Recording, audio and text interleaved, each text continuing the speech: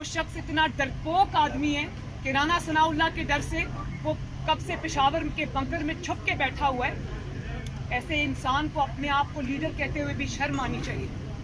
मंतक क्या है कि मेरा इक़्तिदार हो तो पाकिस्तान जिंदाबाद, मेरा इक़्तिदार ना हो तो खुदा न खास्ता पाकिस्तान के 3 टुकड़े हो जाएं। पाकिस्तान में सियासतदानों ने क्या कुछ नहीं सहा, क्या क्या कुर्बानियां उन्होंने नहीं दी।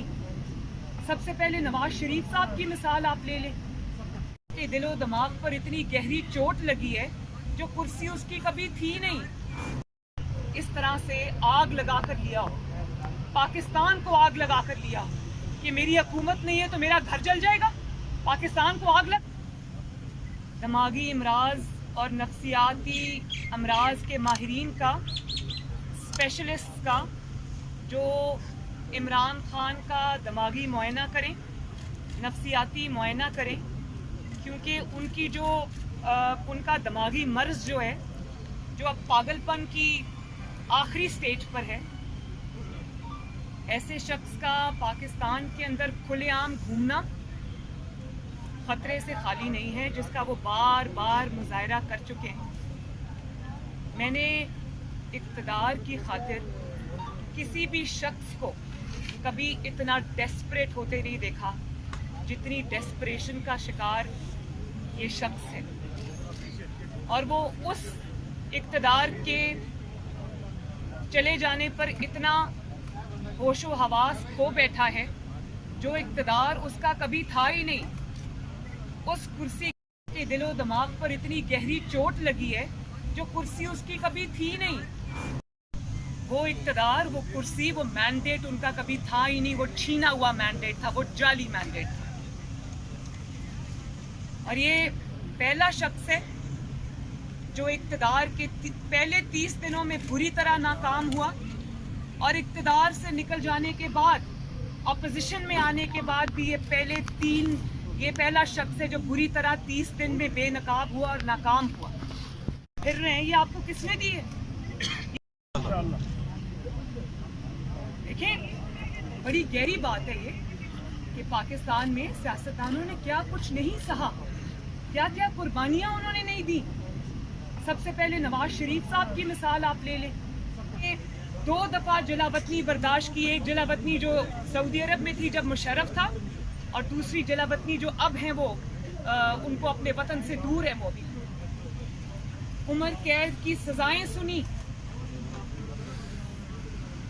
जो अटक किला है उसके जंदानों में उनको फेंका गया। उनके हाथों में हथकड़ी डालकर, एक इलेक्टेड प्राइम मिनिस्टर के हाथों में हथकड़ी डालकर उसके हाथों को जहाज की सीट से बांधा गया। उसकी बीवी की वफात हो गई, जेल में वो था। उसकी बेटी को उसकी नजरों के सामने गिरफ्तार कर लिया, उसकी बेटी को डेथ सेल में फेंका। उसकी माँ की वफात हो गई, अभी वो दियारे गैर में था। लेकिन हर चीज के ऊपर नवाज शरीफ की हर जुल्म को सहकर एक ही आवाज आई, और वो आवाज थी पाकिस्तान जिंदाबाद।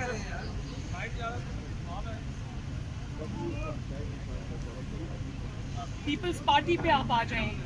जुल्फिकार अली भुट्टो शहीद हुए, बेनजीर भुट्टो अपनी जान से गईं, उनकी शहादत हुई।